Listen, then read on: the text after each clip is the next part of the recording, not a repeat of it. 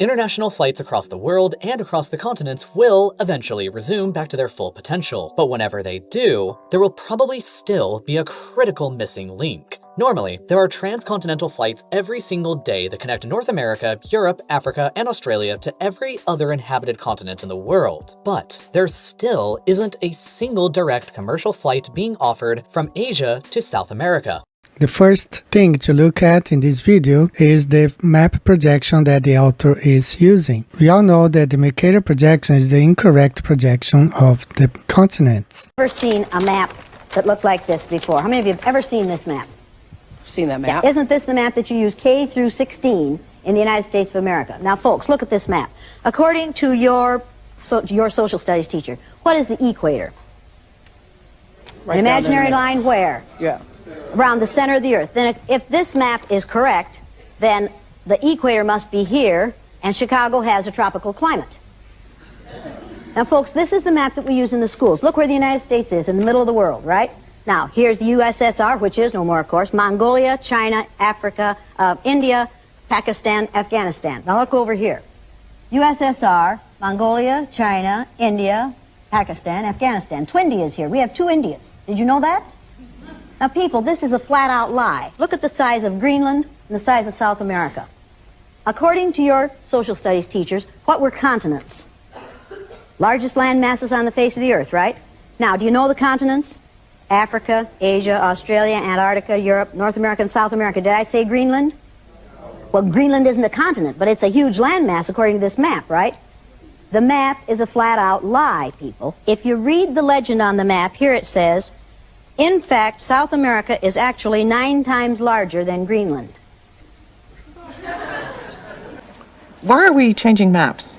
Because, CJ, the Mercator projection has fostered European imperialist attitudes for centuries and created an ethnic bias against the Third World. Really? The German cartographer, Mercator, originally designed this map in 1569 as a navigational tool for European sailors.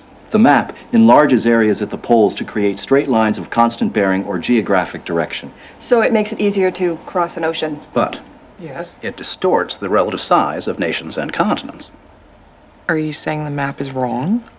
Oh dear, yes. Look at Greenland. Okay. Now look at Africa. Okay. The two land masses appear to be roughly the same size. Yes. Would it blow your mind if I told you that Africa is in reality 14 times larger? Yes? Here we have Europe, drawn considerably larger than South America. When it's 6.9 million square miles, South America is almost double the size of Europe's 3.8 million. Alaska appears 3 times as large as Mexico, when Mexico is larger by 0.1 million square miles. Germany appears in the middle of the map when it's in the northernmost quarter of the Earth. Wait. Relative size is one thing, but you're telling me that Germany isn't where we think it is? Nothing's where you think it is. Where is it? I'm glad you asked. And for this presentation, we're going to use the Alexander Gleason's Flat Earth map created in 1892. Once you look at the Flat Earth map, you will understand why those flight routes make no sense or cannot be explained if you look at the Mercator projection. And there never has been either. Even after the COVID crisis is over, the only way from one continent to the other is through a series of convoluted connecting flights that will take you to another continent first, and likely take you over 24 hours to complete. Well, looking at the Flat Earth map, you can understand why these flights from Asia, especially now repatriation flights from Asia to South America, had to go the way it went. As for example, these flights from Wuhan to Colombia on the globe, it's just a short straight across the Pacific with a stop in Hawaii if necessary. Instead, they came all the way from Alaska, stopping in Alaska, then Minnesota, and then Colombia. The reason they did this is because the Earth is flat and there is no other way. The layout of the continents does not favor a direct flight between these two regions. Look at, for example, this flight from Rio de Janeiro to Sydney that happened in 1988 when the Brazilian soccer team, national soccer team, went to play in Sydney. This is the route that the players had to take from Rio to Los Angeles, all the way in the Northern Hemisphere, and then down to Sydney, Australia. But if you look on the Flat Earth map, you can understand exactly why the stop had to be made in Los Angeles, because they are in opposite directions when you look on the flat Earth map. So, what gives? South America is home to 424 million people, or about 5% of the human species, while Asia is home to 4.56 billion people, or about 58% of the human population. China is already the largest single aviation market in the world. Here's a simple layout of undersea cables. It's better explained on the flat Earth map, very similar to the flight routes, also better explained on the flat Earth map. Pre-COVID, only 4 Latin American countries maintained flights to the Asia-Pacific region: Cuba, Mexico, Panama, and Brazil. These 4 countries collectively maintained 22 weekly flights to either China, Japan, or South Korea, and most of them had layovers. Layovers in North America, Canada, US, or sometimes Mexico, due to the fact that the Earth is flat, and that's the layout of the continents. There's no other way. There's no aircraft that can fly that long, except if it's an extended range aircraft. But other than that, those flights have to stop in North America due to the layout of the continents when you look at the correct map, which is the flat Earth map. Hainan Airlines has a route from Beijing to Mexico City with a layover in Tijuana. China Southern has a similar route with a layover in Vancouver that's set to be discontinued, while Air China has flights to Cuba with a layover in Montreal, another one to Panama with a layover in Houston, and another one to Sao Paulo with a layover in Madrid, while Aeromexico has direct flights from Mexico City to Tokyo and Seoul. That's pretty much it, and the only direct flights go into or out of Mexico, not South America. The 2 primary reasons for why that's the case are geography and technology. All those flights are better explained on the flat Earth map, as you can see here, especially the flights from China to Cuba with a stop in Toronto. It makes no sense on the globe Earth, but when you look at the flat Earth map, you can understand why those flights make more sense on the flat Earth map, because the Earth is flat. Here you have a closer view of all those flights he mentioned. Especially look at this Beijing to Cuba with a stop in Montreal, in Canada, or Toronto. It's way better explained on the flat Earth map. It makes no sense on the globe Earth or on the Mercator projection. Now, everybody had problems with the Mercator. I showed a couple videos ago how during the Second World War they needed a reliable map. Reason why they came up with the projection, the azimuthal equidistant projection during the Second World War, because the globe wasn't working. The Mercator map wasn't working.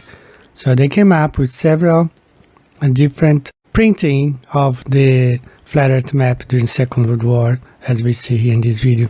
During the Second World War, you see lots of flat Earth map coming to light, being published, because they could not count on the globe or the Mercator. Everything started to change in the mid-20th century. There was a world war, and more airplanes were being used than ever before. Editorials published in the New York Times in the 40s called for the Mercator to be discarded and reminded readers the grossness of its errors should not be forgotten. In a series of orthographic maps in 1942 and 43, Fortune magazine declared the Mercator is no map for global war, and it was a dangerous map to use in studying global strategy. An expose on cartography life published around the same time called the Mercator a mental hazard in a war that is plotted on great circles across the land and sea and through the air. Geographically speaking, Latin America in general is the furthest global region away from Asia, and South America specifically is quite literally the furthest place away from Asia that you can get to on Earth. South America and Asia are essentially antipodes. Based on this map, you can see that Argentina and Chile are roughly opposite of Mongolia and China. Taiwan is opposite of Paraguay, the Philippines are on the other side of Brazil, while Indonesia is opposite of Colombia and Venezuela. You can also see that Mexico is the closest Latin American country to Asia, which helps to explain why it's the gateway to Latin America from Asia. Currently, the longest commercial flight is the one between Singapore and Newark that takes 18 hours and 25 minutes to complete and covers a distance of only 8,285 miles. Flight New York to Singapore. I have made a video back a few months ago. This flight makes more sense when you look at the flat Earth map. And also I want to point out the abyssal plain, which are huge flat regions under the sea, which demonstrates that Earth is not a globe. And you can see on the arrows pointing the flight from Singapore to New York flies west of the North Pole, and going back from New York to Singapore, it flies east of the North Pole because there is a jet stream there that's called the polar jet stream, and the flights go along the jet stream. Last year in 2019, Quantis achieved the world record for the longest flight ever taken by a commercial jet aircraft. They flew a Boeing 787-9 from New York City to Sydney non-stop over 19 hours and a distance of 10,066 miles. Okay guys, here is looking at the flat earth map from the above. So this is the flight from New York. I'm working with two possibilities. It could have flown straight over Alaska towards Sydney, or these flights could have taken some advantage of some sort of wind that goes around here, flown this route right here towards Sydney. Either way, this flight flew north of Hawaii. Hawaii stands right here.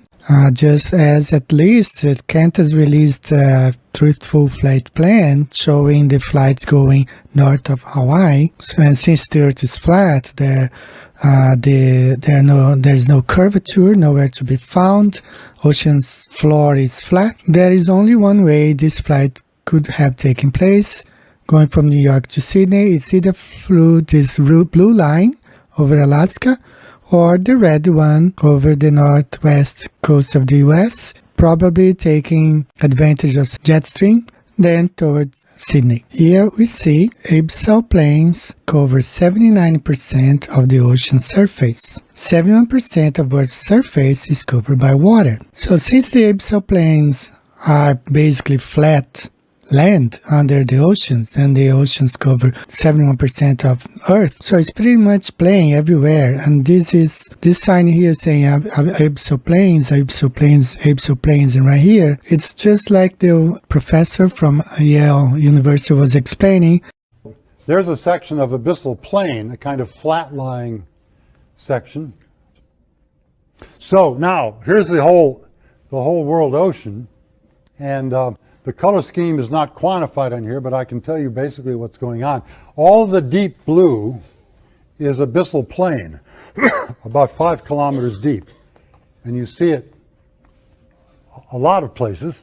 But Quantis did a lot to this flight to make it more possible. Passenger and baggage loads were both restricted in order to control weight. So there were only 49 people on board that flight, including all of the passengers and crew. And it still wasn't enough to cover a reasonable flight between two major airports in Asia and South America. So that's effectively why no direct flights exist between the two continents. They're too far away, the technology to fly that far without refueling isn't there yet, and the infrastructure in a lot of places is simply lacking. The reason there are no flights between those places is because Earth is flat and the layout of the continents make it impossible. If the author of this video, if he only looks at the flat Earth map, he can understand why there are no flights over these regions. Take care guys, see you next time, bye-bye.